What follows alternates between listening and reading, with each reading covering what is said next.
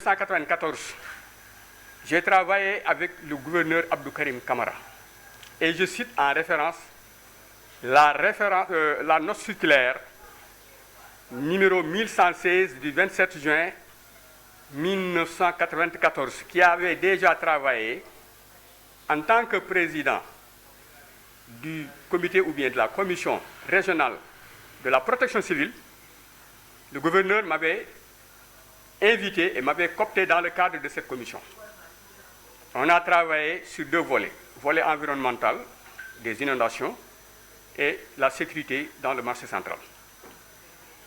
Le gouverneur avait convié tous les techniciens de la région en la matière à l'époque dans le cadre de cette commission. Après travaux de cette commission, il a fait un rapport de synthèse qu'il a adressé au maire, au défunt maire de la commune, M. Jacques Baudin, lors de son premier mandat ou de son deuxième mandat. Il m'a orienté vers la mairie.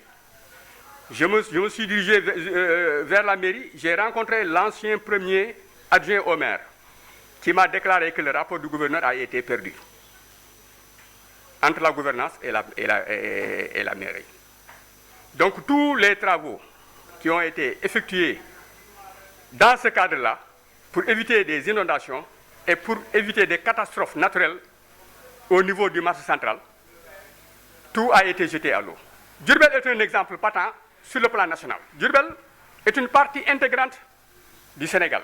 Il y a le lit de la vallée fossile qu'on doit protéger et qu'on devait protéger, et jusqu'à présent qu'on doit protéger. Mais on a constaté que depuis le départ de M. Abdou Karim Kamara, jusqu'à présent, avec la complicité des maires et des autres administrateurs civils qui l'ont,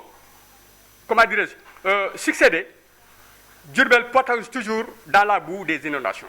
Tous les problèmes qui ont été posés dans le cadre de cette commission ont été solutionnés par le gouverneur et ses techniciens.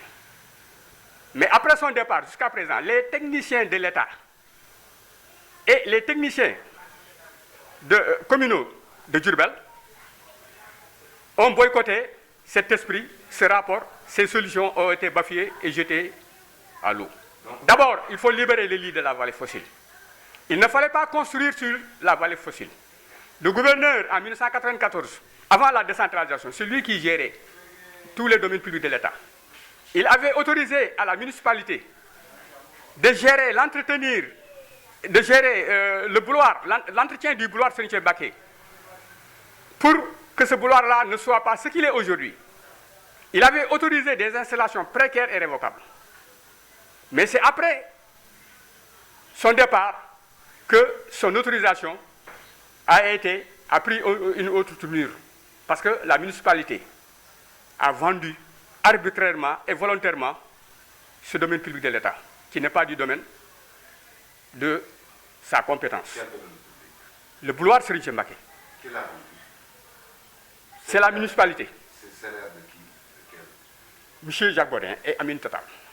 Ces gens ne sont responsables en rien parce que ce n'est pas des techniciens avérés.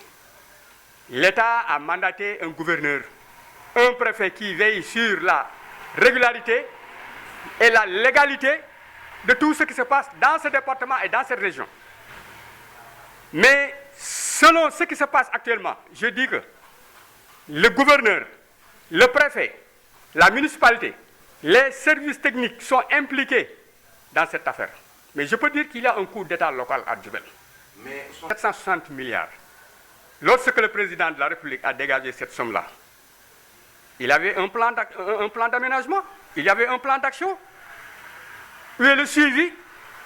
Où est le suivi par les services techniques de l'État au niveau national? Où est le suivi par les gouverneurs? Où est le suivi par les départements? Chaque localité du Sénégal a sa part dans ces 760 milliards. Et actuellement, la situation s'empire et paraît irréparable. C'est une maladie incurable. Tant que ces domaines publics de l'État ne sont pas dégagés librement, permettre à l'eau de circuler dans son lit légitime, qu'il soit Diourbel, Touba, toutes les régions actuellement qui souffrent d'inondations sont victimes d'une trahison, d'une haute trahison de la part de l'État du Sénégal. Les responsabilités sont situées au niveau central et au niveau local. Et on a un président de la République, on a une Assemblée nationale, on a des institutions budgétivores qui ne servent absolument rien à l'État du Sénégal, à la population, que bouffer des budgets. Votez des budgets, des milliards, des milliers de milliards. Et la situation actuelle, le président Macky Sall, tant soit peu, il a consenti quand même des efforts volontaires. Sa volonté, son esprit. Mais l'application sur le terrain, zéro.